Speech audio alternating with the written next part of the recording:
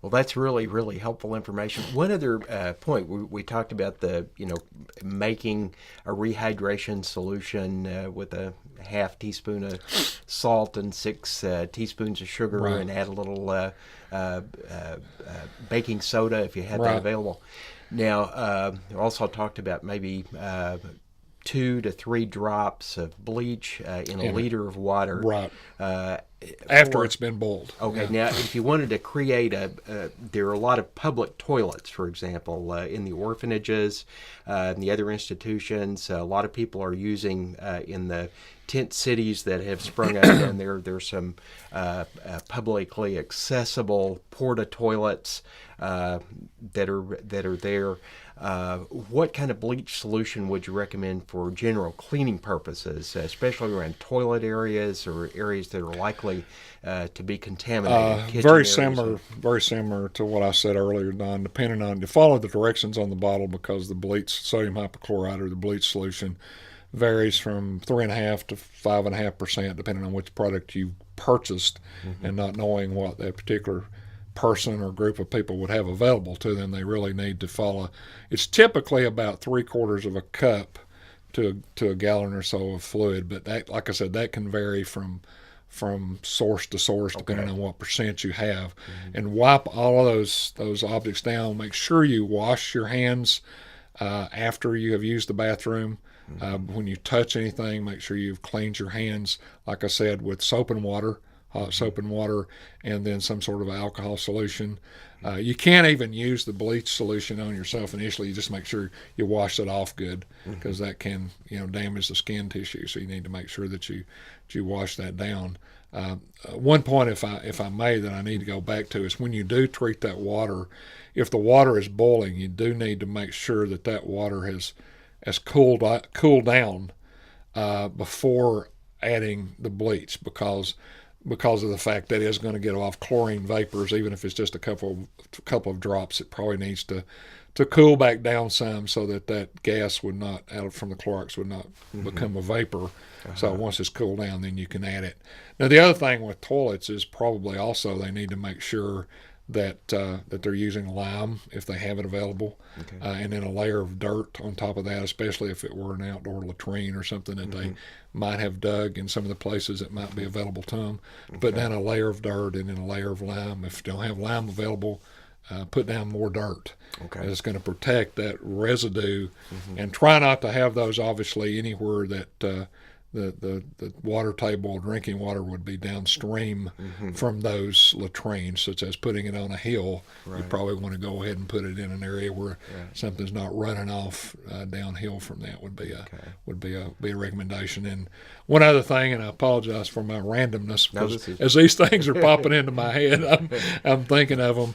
But one thing for children, if they had it available, the medical facilities would certainly do this. Is WHO and some of the organizations recommend, especially from birth to about 2, that they will supplement, because the body, it's been shown that zinc can be helpful in fighting cholera.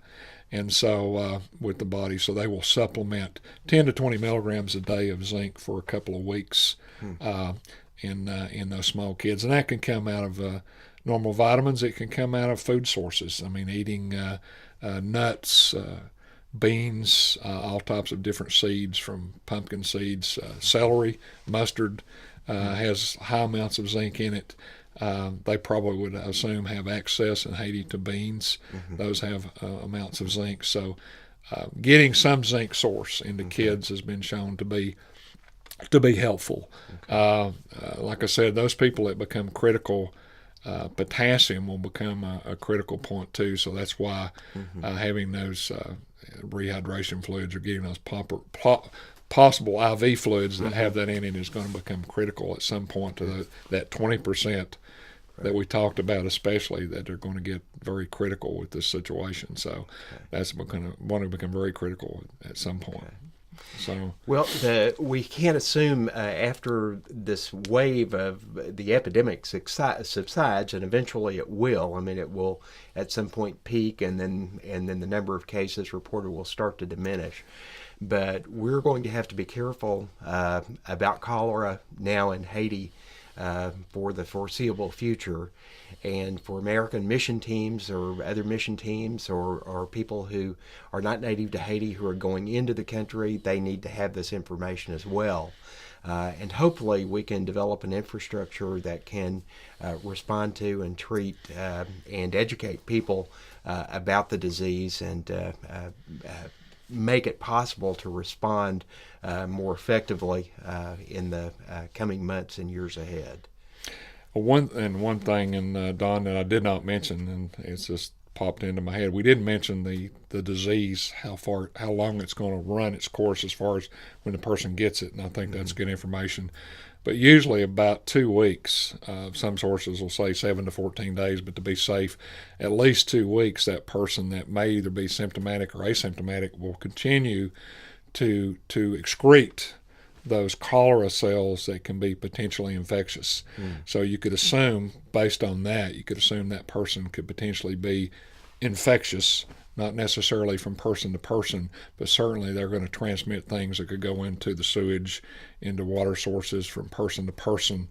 So about 2 weeks before they're really, you could say, they're out of the woods, so to speak, and even though they may be asymptomatic, they could continue to excrete those cells, and that's why you need to continue to take precautions around those people that have initially been affected, even though after a few days they may appear to be asymptomatic without symptoms, but they may potentially still be excreting this dangerous bacteria there into the environment. So that's something that people probably need to be extremely aware of, that situation. So, well, it's a time to really move aggressively now for better public health practices in Haiti, working toward the development of clean water sources and appropriate sanitation and appropriate waste disposal is going to be very important in managing and keeping this disease under or getting it under control, and then keeping it managed over the next few years. And that, of course, is extremely challenging in a place like Haiti.